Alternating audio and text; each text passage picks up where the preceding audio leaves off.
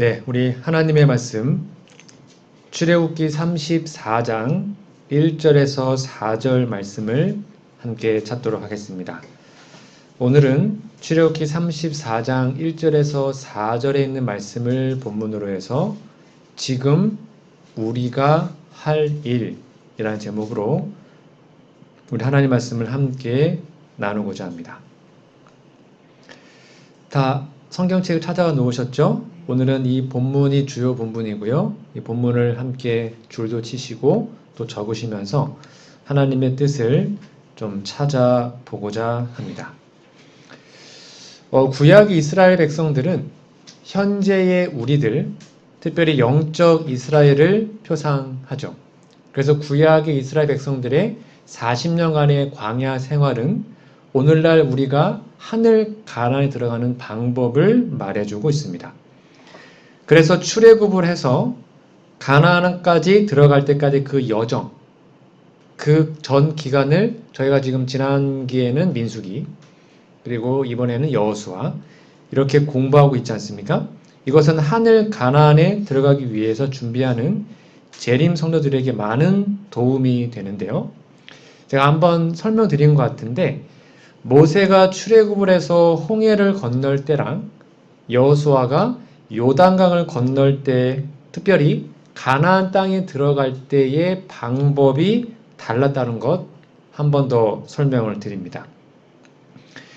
여러분, 출애굽해서 홍해를 건너는 것은 영적으로 뭘 의미하죠? 침례이죠. 성경이 분명히 선언합니다. 성경 고린도전서 10장 1절 2절에 보면 우리 조상들이 다 구름 아래에 있고, 그러니까 좌우가 홍해 물로 벽을 이뤘고 위에가 구름으로 덮었죠. 구름도 물이잖아요. 그래서 바다 가운데로 지났는데 모세에게 속하여 다 구름과 바다에서 침례를 받았다라고 성경이 분명히 선언합니다. 그래서 홍해 사건은 침례죠. 그렇게 침례를 통해 이스라엘 백성들이 애굽 죄의 노예에서 하나님의 선민으로, 하나님의 자녀로 다시 태어나게 됐죠. 그리고 40년간의 그 고난과 광야 생활을 지난 후에 우리가 지금 여호수아 공부한 것처럼 가나안 땅에 들어가게 됩니다. 그때는 어떻게 들어갑니까? 요단강을 건너죠. 제가 한번 설명드렸죠? 그건 뭘 의미하냐면 조사 심판을 의미합니다. 좀 방식이 달랐습니다. 여기 보면 너는 언약궤를 맨 제사장들이, 여기 중요한 게 언약궤입니다. 요단 물가에 이르거든 요단에 들어가라 그랬죠. 그러자 주의 언약궤가 너희 앞에 요단으로 들어가요. 그리고 언약궤를 맨 제사장은 요단 가운데 즉 마른 땅에 굳게 서요. 그리고 그 궤 앞을 백성들이 지나갑니다. 자, 이 언약궤는 시은 좌라 그럽니다. 하나님의 보좌입니다. 지금 하늘에 하나님의 보좌가 있고요. 그 보좌가 하나님의 그 율법을 지탱하면서 있지 않습니까? 그러므로 언약궤가 딱 서 있고 그 언약궤 앞을 백성들이 지나간 것을 뭘 의미하냐면 조사심판을 표상하는 것입니다. 즉 이 율법에 비추어서 품성과 모든 것이 준비된 사람들이 하늘 가나안에 들어가는 것처럼 그 당시로 표상된 가나안 땅에 들어간 겁니다. 그래서 구약의 이스라엘 백성들이 율법을 어깨에 맨 제사장 앞을 지나서 요단강을 들어간 것처럼, 요단강을 건너 가나안에 들어간 것처럼 영적 이스라엘, 저 여러분들이죠. 우리들은 이 율법을 마음에 새기고 조사 심판을 거쳐서 바로 진짜 하늘나라에 들어갈 수 있는 겁니다. 왜냐하면 하늘 가나안은 다시 말합니다. 하나님의 율법과 일치되는 그리스도의 품성, 그리스도의 의를 소유한 사람들만 가는 곳이기 때문인데요. 자, 그럼 여러분, 우리가 예수님으로부터 의를 받았다, 의의 옷을 입었다 라고 설명을 많이 들었는데 그분의 의가 뭘까요? 이렇게 써 있습니다. 새 언약은 더 좋은 언약, 즉 죄의 용서의 약속과 마음을 새롭게 하고 마음을 하나님의 율법의 원칙과 일치하게 하는 하나님의 은혜의 약속 위에 세워졌다.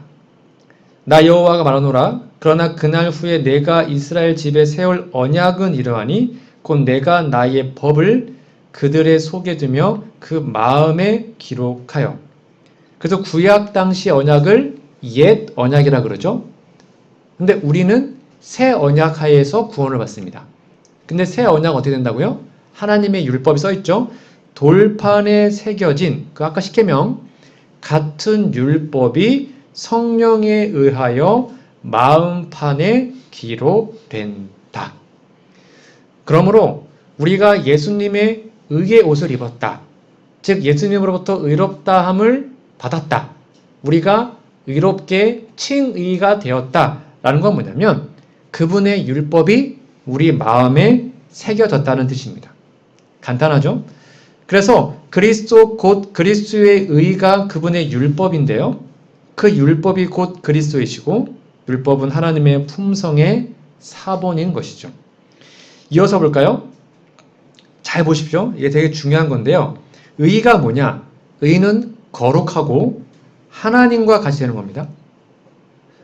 그래서 하나님은 사랑이죠. 그러니까 의는 곧 사랑이기도 하네요. 의는 하나님의 율법과 일치되는 겁니다. 그러니까 우리 마음에 율법이 새겨진다는 것이죠. 왜냐하면 주의 모든 계명이 의롭죠. 그러니까 계명이 곧 의라는 거예요. 사랑은 율법의 완성이기 때문입니다. 그러니까 의는 곧 사랑이네요.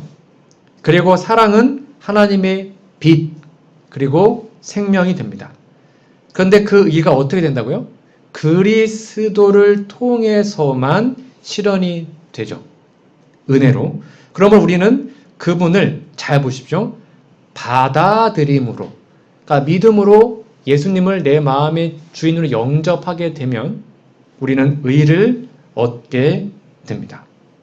자, 그래서 예수님을 내 마음에 받아들이면 즉 마음판에 새겨진다는 건데 여기서 말하는 의는 동의어가 있습니다.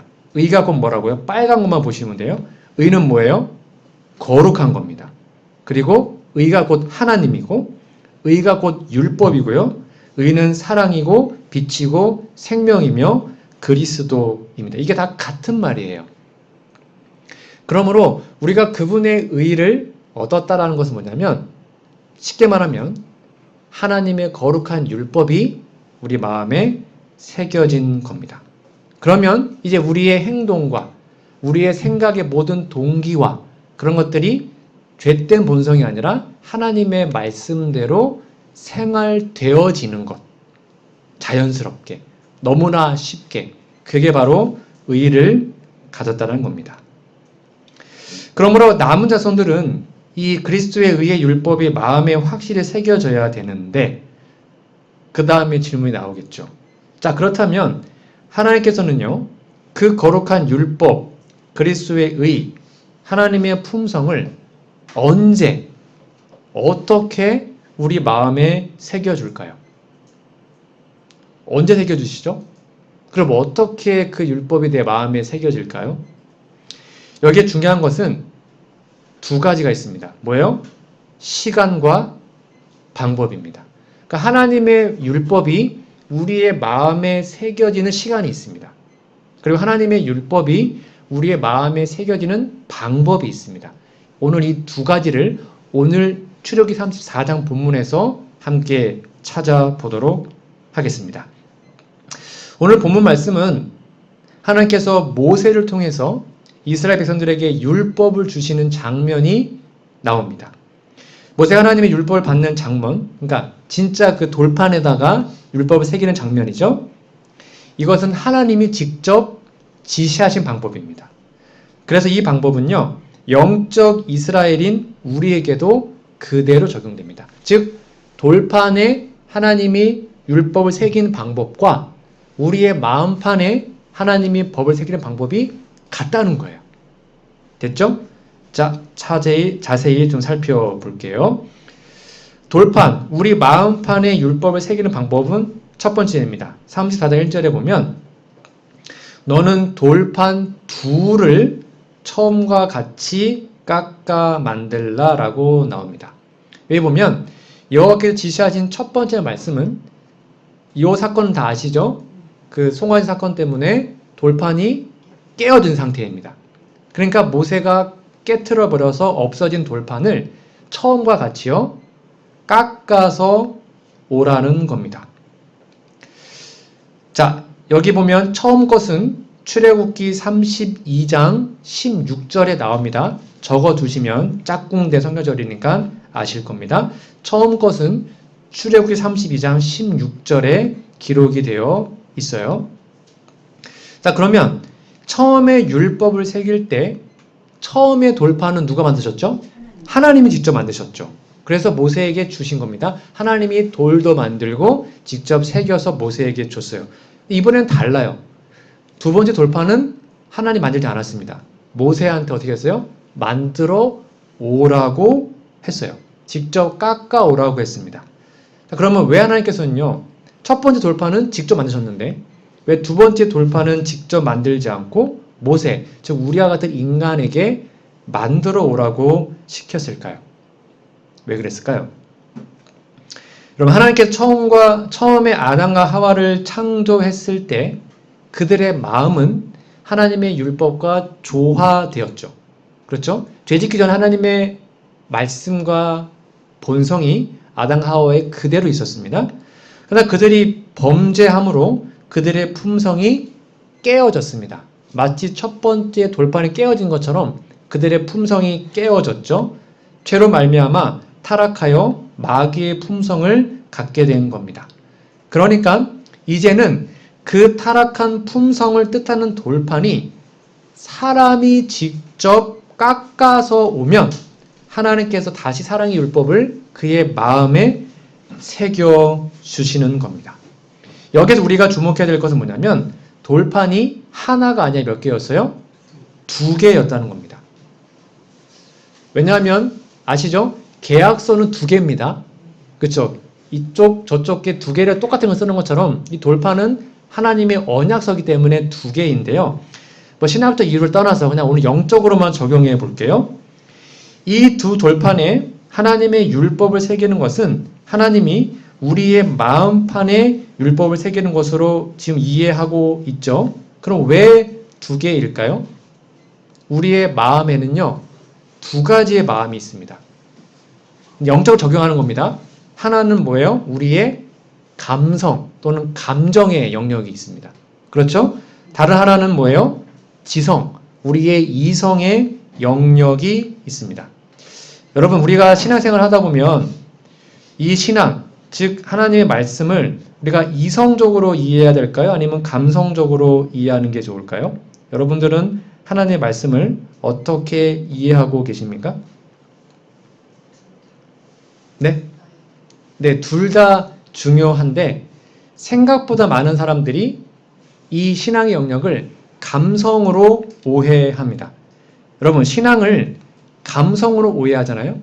그럼 어떨 때는 하나님이 막 임재하시면 내 마음에 감정적으로 느껴올 때가 있어요. 막 울컥 할 때가 있죠? 또 어떨 때는 전혀 그러지 않을 때가 있어요.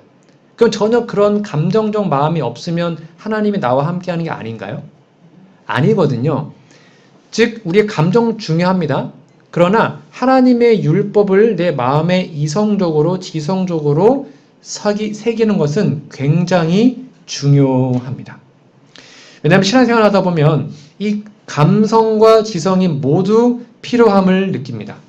그러나 이 감성보다는 지성이, 즉 이성이 신앙생활에 더 크게 작용합니다. 즉 신앙은 기분에 따라서 좌우되면 안 됩니다. 내가 오늘 말씀을 읽고 싶지 않아요. 감정적으로. 안 읽으면 안 돼요. 우리가 밥 먹기 싫어서 밥을 먹어야지 몸이 건강한 것처럼 신앙은 아주 확고한 신념과 원칙이기 때문이에요. 여러분, 그래서 날마다 우리의 마음, 감정 잘 컨트롤해야 됩니다. 그러나 우리의 이성도 잘 컨트롤해야 합니다. 그래서 둘 다 하나님의 율법이 잘 새겨질 수 있도록 준비해야 합니다. 자, 이 준비 누가 하는 거예요? 내가 하는 겁니다. 준비해 가야 합니다. 그래야지만 하나님이 그곳에다가 하나님의 율법을 새겨줄 수 있는 겁니다. 자, 두 번째입니다. 시간입니다. 출애굽기 34장 2절에 보면 아침에 라고 하나님이 분명히 적어 두셨습니다.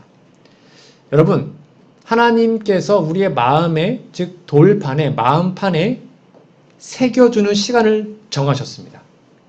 언제 정하셨어요? 아침이에요, 아침. 하나님은 하루 중에 어느 시간이 가장 중요한 시간인지를 알고 계셨습니다. 여러분 다 경험하지 않았습니까? 아침에 우리가 기분이 좋고 행복하면 그 기분이 하루 종일 갑니다. 근데 아침에 좀 뭔가 일이 생겨요. 뭐 부부싸움 했다든지 애들 말 안 들어가죠. 애들을 뭐 혼냈다든지 그러면 그 마음이 하루 종일 찜찜하고 그래요. 성경에는 이 아침이라는 매우 중요한 시간을 강조합니다. 여기에 이 아침이 언제인지 아세요? 히브리 원어로 보면요. 새벽 2시부터 해 뜨는 시간 전까지라고 합니다. 그게 이 히브리 원어의 아침의 의미예요. 그러니까 엄밀히 말하면 새벽이라는 거죠. 성경에 보면 위대한 역사가 다 대부분 언제 이루어졌습니까? 새벽에 이루어졌습니다. 몇 가지만 좀 보여드릴까요? 새벽에 일어난 역사입니다. 홍해에서 애국 군대를 무찌른 것 새벽에 일어났습니다. 광야에서 만나가 내린 시간도 새벽이었습니다. 여리고를 함락한 사건도 새벽이었습니다. 아이성을 정복하러 올라간 시간도 새벽이었고요. 다윗이 전쟁터로 출발한 시간도 다 새벽입니다. 이따가 나중에 한번 찾아보십시오. 다 거기에 그렇게 명확하게 기록이 되어 있습니다. 그만큼 이 아침이라는 시간을 하나님 위해서 확보하는 게 되게 중요합니다. 왜냐하면 그날 하루의 아침을 하나님과의 만남의 시간을 확보하지 않으면 하루 종일 쉽지 않습니다. 다 바쁘시잖아요. 정말 쉽지 않습니다. 근데 그날 아침을 하나님과 만나야지만 마음의 율법을 새길 수가 있거든요. 다윗은 하나님께서 위대한 역사를 새벽에 이루신 것을 경험으로 알고 있었습니다. 그래서 새벽에 하나님 만나는 위대한 왕이었죠. 우리 시편 46편 5절 제가 정말로 좋아하는 구절인데 하나님이 그 성중에 같이 읽어볼까요? 시작. 하나님이 그 성중에 계심에 성이 흔들리지 아니할 것이라. 새벽에 하나님이 도우시리로다. 아멘. 성경은 분명히 선언합니다. 새벽에 하나님이 도와주십니다. 하나님 우리를 창조하셨습니다. 또 우리를 재창조해 주시기도 합니다. 잘 들으십시오.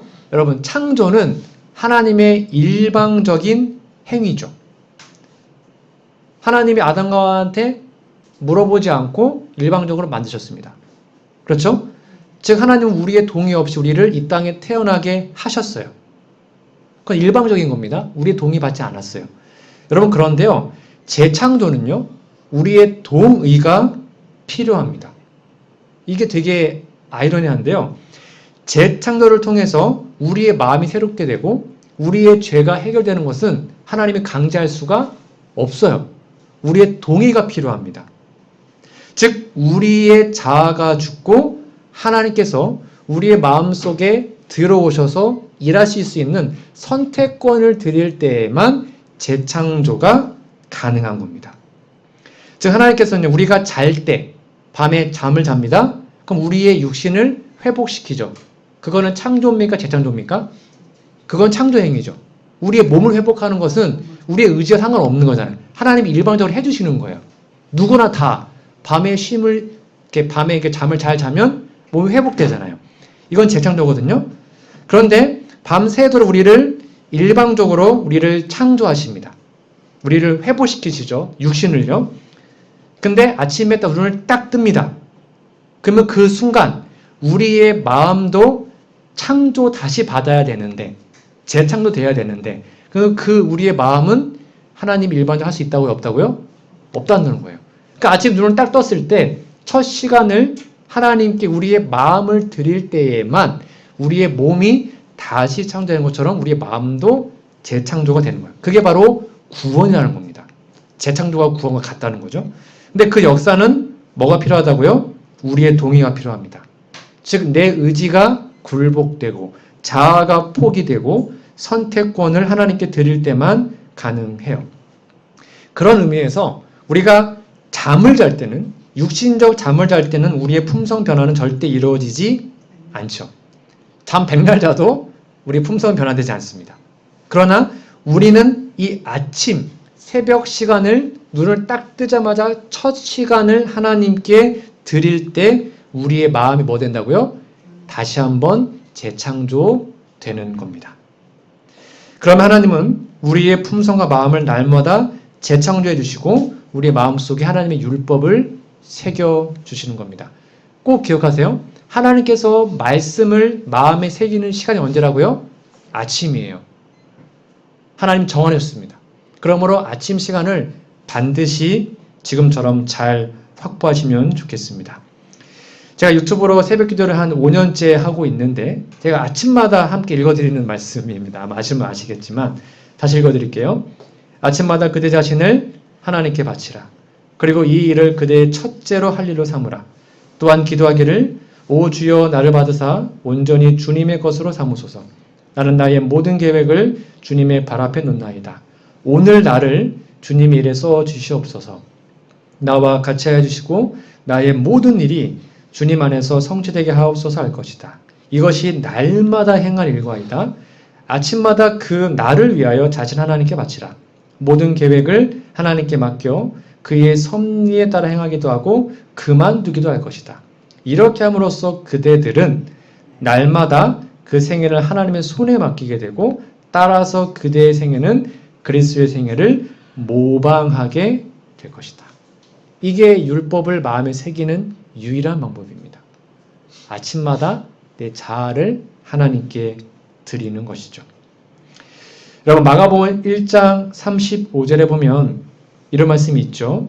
새벽 오히려 미명에 예수께서 일어나 나가 한적한 곳으로 가사 거기서 기도하시더니 문맥에 보면 이때 예수님은 그 전날에 일찍 주무셨을까요? 아닙니다. 가버나움의 그 사건 때문에 진짜 밤 늦게까지 병자를 고쳤습니다. 아마 보통 12시, 1시쯤에 아마 주무셨을 겁니다. 엄청 늦게 주무셨다고 표현되어 있어요. 여러분 전날에 과로하면 좀 늦잠 잘 수 있지 않습니까? 저도 일요일날 늦잠 잡니다. 유일하게 늦잠 자는 일요일. 그날은 한 7시 반쯤 일어납니다. 여러분 그러면 피곤하면 좀 늦잠 잘 수 있지 않습니까? 우리 다 그렇게 하잖아요. 근데 예수님은 그 전날에 새벽 1시, 2시까지 막 병 다 고쳤어요. 그 다음날 좀 쉴 수 있잖아요. 근데 그 다음날에도 언제 일어났어요? 새벽에 일어납니다. 여기 새벽 일찍이는요, 용어는 통상적으로 새벽 약 새벽 3시부터 6시까지 의미합니다. 그러니까 새벽 3시 반쯤에 일어나서 하나님을 만나는 것이죠. 단 하루도 빠짐없이. 네, 이게 예수님의 모범이었습니다. 예수님은 매일 아침 여러 시간 동안 아버지와 교통하심으로 하늘의 빛을 사람에게 나누어 줄 준비를 하셨다. 그런 날마다 성령의 새로운 침례를 받으셨다. 주님께서는 매일 아침 이른 시간에 일어나셔서 다른 사람들에게 나누어 주시기 위하여 자신의 심령과 입술에 은혜의 기름을 바르셨다. 참 진짜 쉽지 않은 모본이지만 참 우리가 따라가고 싶은, 특별히 개인적으로 저도 너무 따라가고 싶은 모본입니다. 여러분 피곤하면 늦잠 잘 수 있습니다. 그것까지 제가 뭐라 하는 것이 아닙니다. 그러나 우리가 가능하면 우리의 이 새벽 시간 또는 아침 시간을 정말 최소한 30분이라도 구별해서 하나님을 만날 때 우리의 마음속에 율법이 새겨진다는 사실을 꼭 기억하시면 좋겠습니다. 하루의 첫 시간을 빼앗기면 하루를 다 빼앗기지만 하루의 첫 시간 하나님께 드리면 하나님은 그 하루를 온전히 우리와 함께 하실 거거든요. 정말입니다. 우리도 예수님처럼 죄 짓지 않는 삶, 승리하는 삶 살 수 있을까요? 살 수 있습니다. 예수님처럼 기도한다면 말이죠. 진짜입니다. 우리 예수님처럼만 기도한다면 승리할 수 있습니다. 예수님은 새벽에 여러 시간 동안 기도했거든요. 그날을 위해서. 그러한 믿음으로 사시면 좋겠습니다. 나를 사랑하는 자들이 나의 사랑을 입으며 나를 간절히 찾는 자가 나를 만날 것이니라. 여기 이제 간절히 찾다로 나와 있잖아요. 이거를 직역하면요 이렇게 써 있습니다. 성경 주석입니다. 나를 간절히 찾는 자. 이것은 아침에 일찍 일어나 하나님을 찾듯이 그렇게 간절히 찾으라는 뜻이다. 진짜 간절하면 새벽에 하나님을 만나게 될 것입니다. 이러한 놀라운 경험이 지금 잘하고 계시겠지만 앞으로도 끊임없이 우리의 삶에 이루어지기를 간절히 소망합니다. 세 번째, 우리의 마음판에 율법을 새기는 방법입니다. 신의 산에 올라와입니다. 여러분, 율법을 새기는 시간은 아침이고요. 율법을 새기는 장소도 하나님이 정해 주셨네요. 언제로요? 신의 산입니다. 여러분, 오늘날 우리에게 신의 산은 어디일까요? 여러분, 개인적으로 신의 산 어디입니까? 물론 그게 교회일 수도 있고요. 저는 근데 매일 학교를 가면 오야봉이나 호수일 수도 있고, 아니면 여러분의 개인의 밀실일 수 있고, 여러분 이제 집에서도 여러분 하나님의 말씀 보고 기도하는 개인만의 장소가 있지 않습니까? 그 모든 것들이 다 여러분의 신의 산입니다. 즉 신의 산의 개념은 다 다르겠지만 하나님께서는 여러분 각자의 신의 산에서 여러분을 만나고 싶어 하십니다. 여러분 여기 되게 중요한 단어가 있거든요. 34장 2절에 보면 신의 산에 올라가가 아닙니다. 올라와라고 나와 있습니다. 뭔 차이가 있죠? 야, 올라와라는 건 뭐예요? 이미 하나님이 신의 산에 있다는 거예요. 여러분, 하나님은 우리가 만나기 싶잖아요? 그럼 반드시 먼저 와 계십니다. 진짜예요. 그래서 나에게로 와라. 올라와라. 올라가라가 아니에요. 올라오라는 거죠. 근데 우리가 맨날 바빠서 또는 게을러서 그 만남의 장소에 못 가는 거죠. 하나님 늘 와 계시는데. 그 시간에 그 장소에서 우리 개인의 신의 산에서 하나님을 우리를 만나고 싶어 하는데 우리가 못 갈 때가 많지 않습니까? 여러분 하나님 늘 언제나 우리와 만나는 장소에 먼저 가셔서 우리를 기다리십니다. 정말입니다. 언제나 우리와 만나시고 우리의 마음판에 율법을 새겨주시기 위해서 여러분 각자의 신의 산에서 미리 가 계시는 그분. 제발 그분 바람맞히지 마세요. 네, 그분 앞에 날마다 가시면 그분 잘 왔다 하시면서 여러분 안아주시고 여러분의 마음판에 율법을 새겨주시는 거죠. 참 멋있는 하나님의 모습인 것 같습니다. 네 번째입니다. 우리의 마음판에 율법을 새기는 방법. 네 번째 보면 34장 2절입니다. 산꼭대기에서 내게 보이되 라고 이야기했습니다. 그러면 하나님은요, 자신에게 무엇을 보이라고 하실까요? 그것은 우리가 깎아온 돌판이었죠. 즉, 모세가 돌판을 깎았습니다. 이 돌판은 우리의 마음판을 표상하고 있죠. 돌판을 깎아와가지고 하나님이, 모세야, 돌판 깎아왔니? 나에게 줘봐. 하고는 보이라 그럽니다. 그렇죠? 여기에서 우리는 하나님에게 라는 단어를 주목해 봐야 합니다. 하나님 우리의 마음을, 우리 마음판이죠. 마음판을 하나님은요, 자신에게 뭐 해달라고 그러는 거예요? 보여달라고 하십니다. 무슨 말인지 아세요? 하나님 우리의 마음판을 보여달래요. 내게 보여라. 무슨 말입니까? 그러면 우리의 마음판에 무엇을 채우든지 무엇을 새겨주시든지 하나님은 다 가능하다라는 겁니다. 여러분 우리의 마음은요, 온전히 하나님께만 공개하고 보여드려야 합니다. 되게 중요합니다. 다른 사람들에게 말할 필요 없습니다. 우리의 마음에 은밀한 어떠한 죄, 내가 알고 있는 정말 저 밑에 있는 나의 악한 본성, 그런 모든 것들을 다 하나님께만 보여드려야 합니다. 왜요? 그럼 하나님 그것을 뭐 한다고요? 해결해 놓으시고 깨끗하게 닦아주시고 그곳에 하나님의 법을 새겨주시거든요. 여러분 그리고 기도할 때요, 우리 가시적으로 할 필요 없다고 제가 이미 설명을 드렸습니다. 그냥 내 마음 상태 그대로 하나님께 뭐 하면 돼요? 보여드리면 됩니다. 내가 마음이 막 열받으면 하나님 저 정말 열받거든요? 그렇게 기도하시는 거예요. 저 인간이 미우면 하나님 저 인간 진짜 미워요 라고 그냥 기도하시면 돼요. 그러니까 내 있는 모습을 그대로 보여드리면 되는 겁니다. 그러면 하나님은 그 마음을 받으시고 우리를 하나님의 귀한 의의 말씀으로 채워주시는 거죠. 같이 읽어볼까요? 시작. 온 마음을 반드시 하나님께 바쳐야 하나니 만일 그렇게 아니하면 우리를 하나님의 형상으로 회복시키는 그 변화가 우리에게서 결코 생길 수 없는 것이다. 성경이 분명히 말합니다. 온 마음을 하나님께 바쳐라. 이게 곧 하나님께 마음을 보여드리라는 겁니다. 우리의 더럽고 추한 모습, 그냥 있는 그대로 드리면 그것을 받으시고 우리의 마음에 율법을 새겨주시는 거죠. 여러분, 날마다 우리의 마음을 하나님께만 온전히 보여드려서 우리의 마음판에 하나님의 거룩한 율법이 날마다 새겨지기를 간절히 바랍니다. 그것이 내 전부를 바치는 것이고 그것이 바로 헌신하는 것입니다. 자, 5번째입니다. 돌판, 마음판에 율법 새기는 방법. 34장 3절에 보면 아무도 너와 함께 오르지 말며. 하나님은 모세한테 어떻게 했어요? 혼자 오라고 얘기했습니다.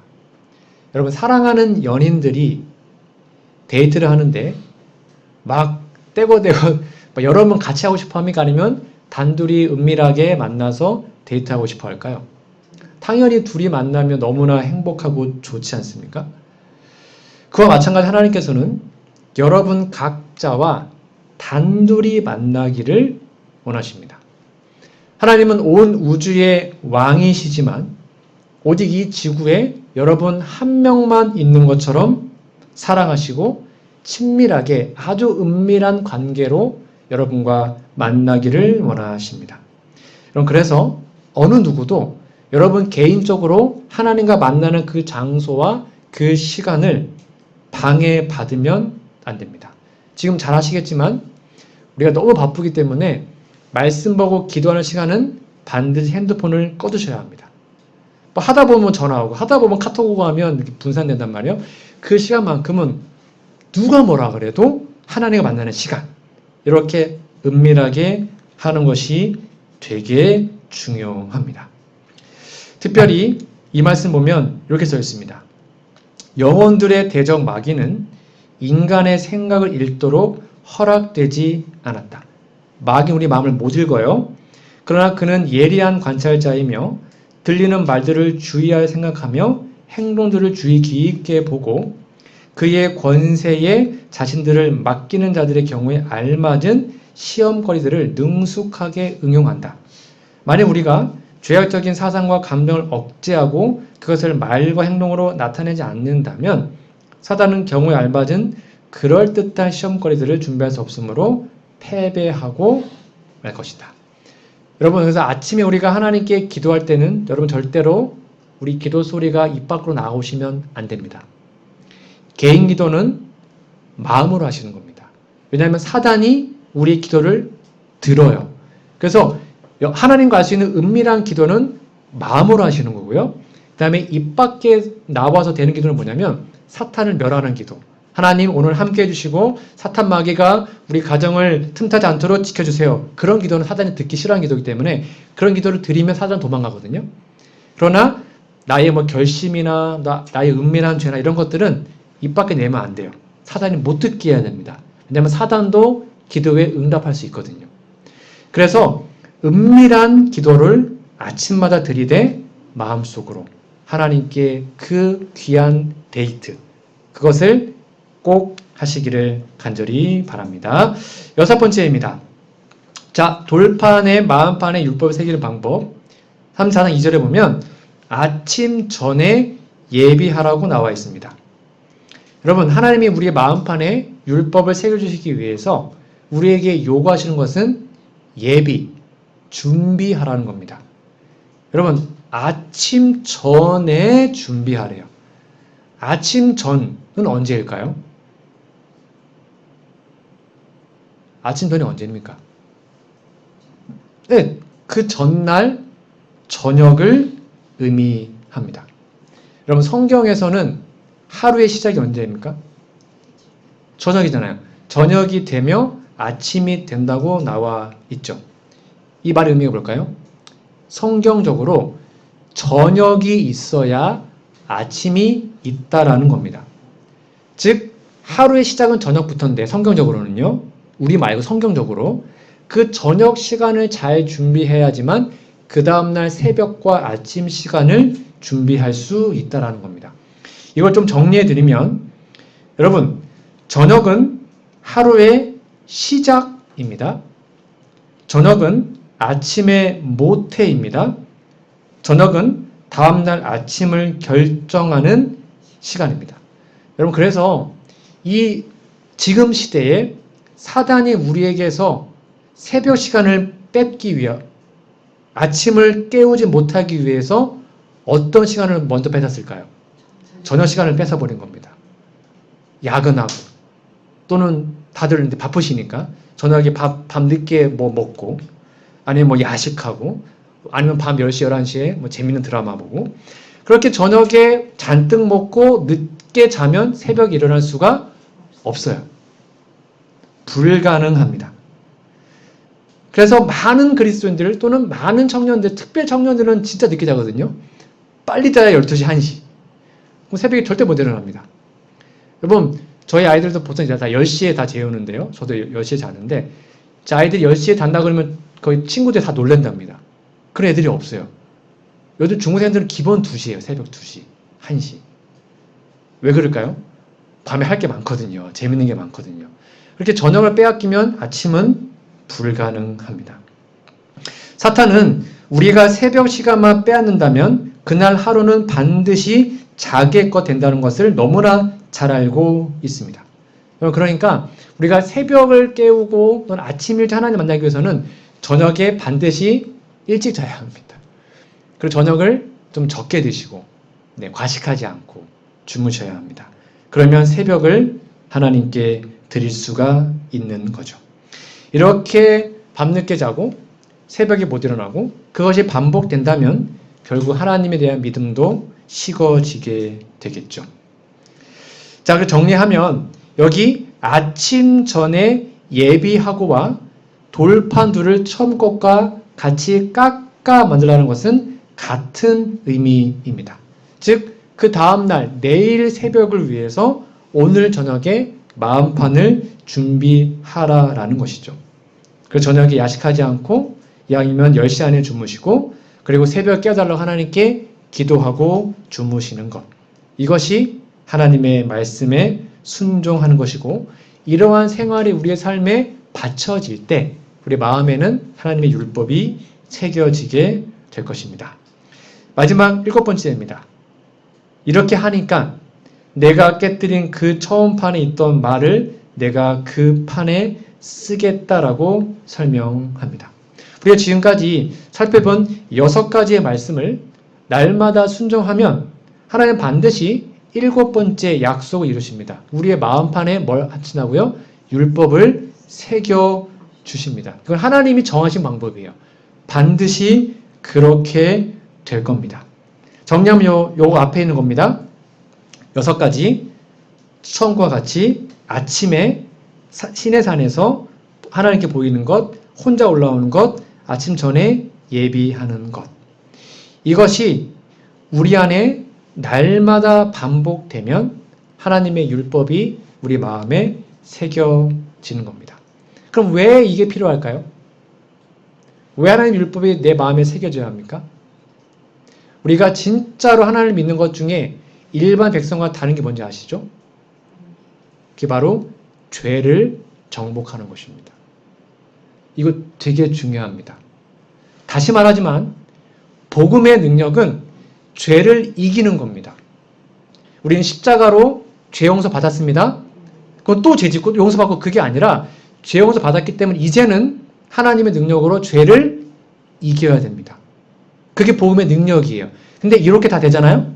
이게 날마다 반복되면 성경에 써 있습니다. 자, 보십시오. 34장 그 같은 본문의 11절. 보라 내가 네 앞에서 아무리 사람, 가나안 사람, 이게 가나안의 악한 사람들이잖아요. 햇사람, 부리사람과 허위사람과 여부사람을 쫓아낸다라고 했죠. 무슨 말입니까? 우리 마음에서도 죄를 쫓아내고 죄를 해결해 준다는 하나님의 약속인 겁니다. 내 힘으로 해결할 수 없는 적들, 내 안에 있는 죄의 세력들을 상징하는데 이러한 모든 것들이 우리가 날마다 내 마음에 말씀을 새긴다면 이겨낼 수 있다라고 선언하고 있는 거죠. 여러분, 그럼 우리는 이 위대한 역사, 마음판에 하나님의 율법과 품성을 새기는 일을 날마다, 새벽마다 늘 반복하시고, 그래야 우리의 마음에 하나님의 율법이 새겨져서 온 예수님이 재림하셔도 잘 준비되어 하늘까지 이르는 우리 모두가 되기를 간절히 바랍니다. 여러분, 지금 우리가 할 일이 뭐라고요? 가장 중요한 일이 뭐라고요? 우리 마음판에 하나님의 율법을 새기는 것입니다. 그 율법의 본질은 그리스도의 의고 그분의 품성입니다. 그리하여 그 율법이 마음에 새겨짐으로 우리의 품성도 예수님과 같이 사랑이 넘치는 품성으로 변화되기를 간절히 바라며 오늘 말씀을 마치도록 하겠습니다.